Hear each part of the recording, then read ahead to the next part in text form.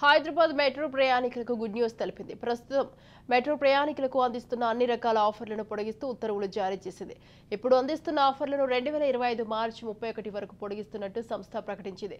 Super saver 59, student pass, super saver off peak వంటి ఆఫర్లు వచ్చే ఏడాది మార్చి వరకు ఎక్స్టెండెడ్ పట్ల ప్రయాణికులు సంతోషం వ్యక్తం చేస్తున్నారు. ఇక నాగోల్, మియాపూర్ మెట్రో స్టేషన్లలో అక్టోబర్ 6 నుంచి పార్కింగ్ ఫీజులు వసూలు చేయనున్నట్టు కూడా ఈ ప్రకటనలో మెట్రో సంస్థ పేర్కొంది.